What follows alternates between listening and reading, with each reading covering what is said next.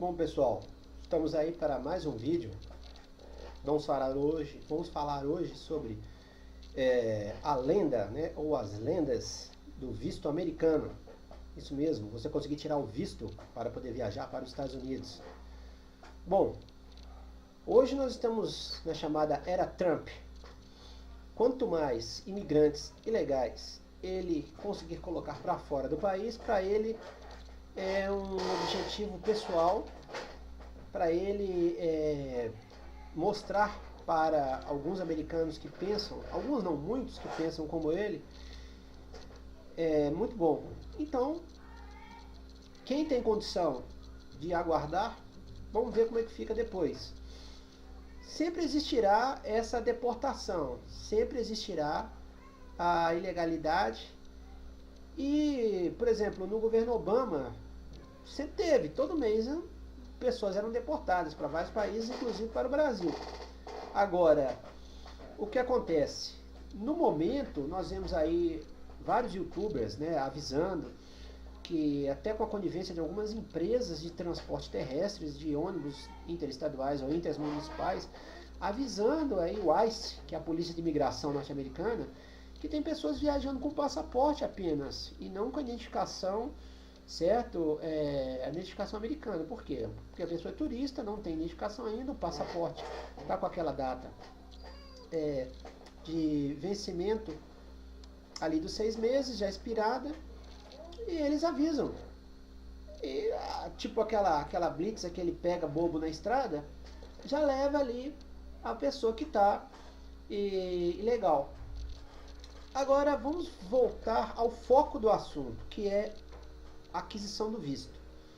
Nós temos aqui no Brasil São Paulo, onde você tem o consulado, Rio de Janeiro, Recife, e temos em Brasília também, onde pode ser feito isso. Em Belo Horizonte, apesar de, acredito que a metade ou mais dos brasileiros que estão nos Estados Unidos deva ser mineiro, que tem muito mineiro lá, só de Governador Valadares, então tem a maioria dos mineiros que estão lá devem ser de Governador Valadares. Porém, nessas estatísticas aí a gente não tem ao certo, porque muita gente entrou em décadas atrás aí, anos 80, anos 90 principalmente, pelo México, como muitos entram hoje ainda. Agora, quanto à questão do visto, nós vemos aí muitas histórias hoje na internet, nos canais de youtubers ou pessoas que contam suas histórias aí em blogs, que tiveram visto negado ou aprovado por condição XYZ. É o que acontece. Há uma situação básica que são os vínculos que eles pedem que a pessoa prove. Ou seja, pode ser a pessoa ter um imóvel em seu nome, ajuda, carro, bens, também. Se a pessoa está estudando, está fazendo uma faculdade atualmente, isso também influencia. Agora, depende do que você vai fazer lá. Visto de turista é o mais visado. Se você vai com visto de trabalho, já está tudo certo, aí não tem problema praticamente, é muito difícil. Agora, há casos, bem antes do YouTube, bem antes desses canais, eu conheço casos de pessoas que tinham esses vínculos, né? Teve caso aí até de gerente de agência de turismo, que mandava muita gente para lá, mas nunca tinha ido. Quando foi a primeira vez, foi negado.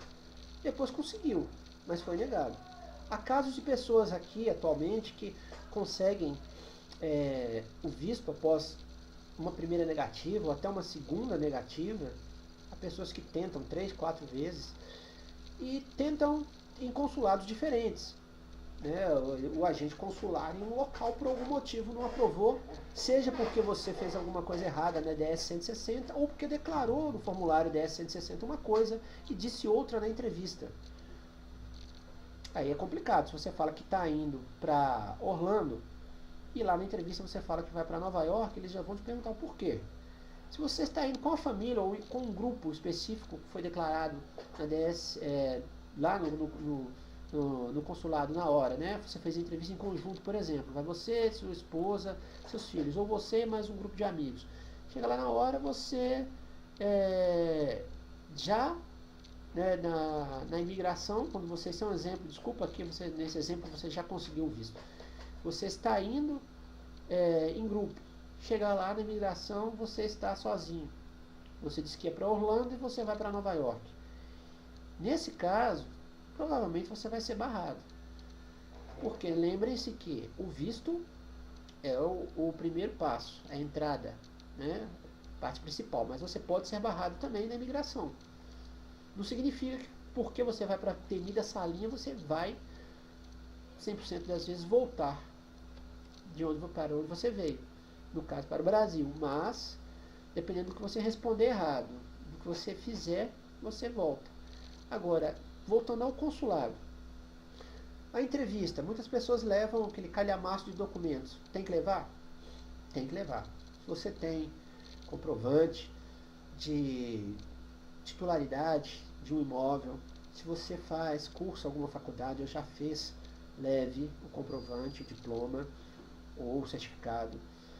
Se você tem alguma renda extra, leve. Todo mundo vê aí, vários canais, muita gente fala isso, já era falado antes. Se você declara imposto de renda, leve também. Se você tem CNPJ ativo, tem alguma empresa aberta, leve, comprove isso. Não esquecendo que é importante você, caso você tenha a empresa aberta, mas você levar também o seu imposto de renda pessoa física, certo? E nesse caso, você comprovando tudo isso, nós temos aí ainda uma loteria, que é uma aí das circunstâncias, uma das lendas aí do visto americano.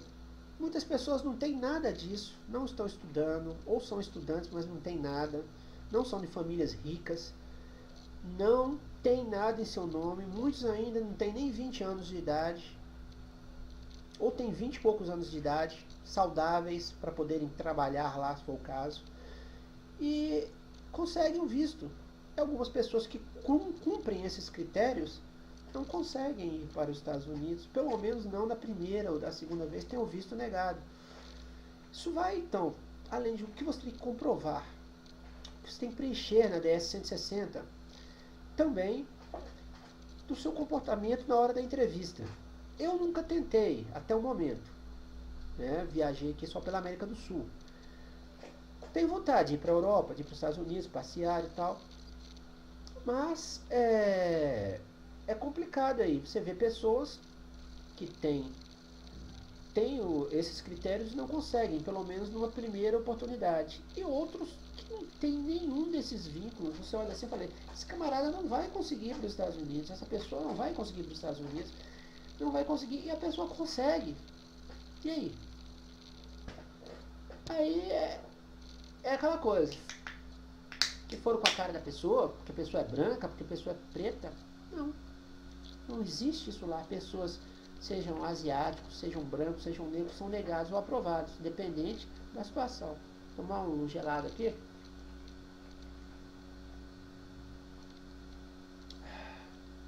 Não é fazendo propaganda não, viu, gente? Mas isso aqui também é água tônica. Tá aqui no calor, é muito bom. No frio também. Bom, então, além de vocês terem toda essa documentação, preencher a DS-160 corretamente, podem tentar aí uma assessoria de empresas que trabalham preenchendo a DS-160 para você, auxiliando nisso, encaminhando a papelada, te instruindo na entrevista.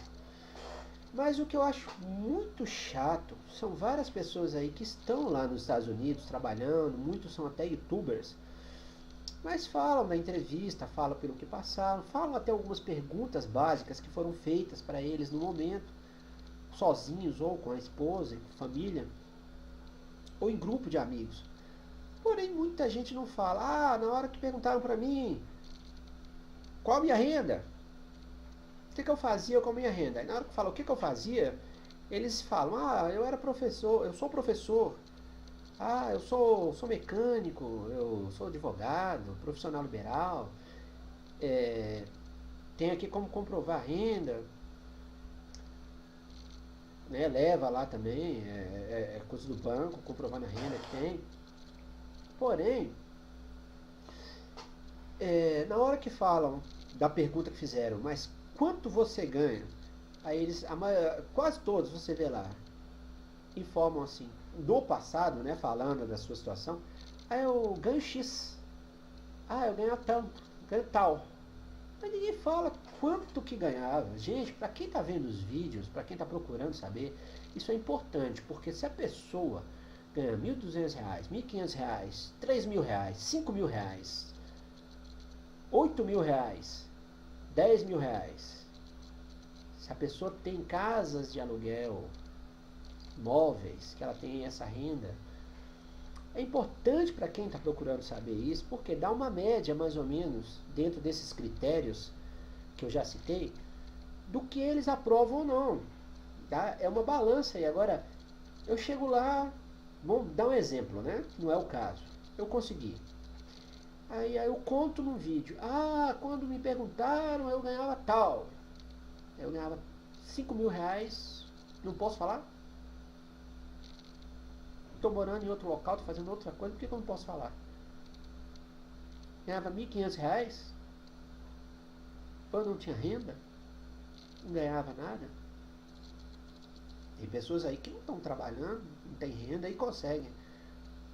Fica a dica, se você conseguir, fale no vídeo, caso você o faça, quanto você ganhava quando lhe perguntaram, se lhe perguntaram, ok? Então aí, é isso. Lendas do visto americano. Ou, quando você tirar o seu visto, conte a sua história bem, como foi. Visto americano detalhado. Como conseguir. Ok. Até a próxima.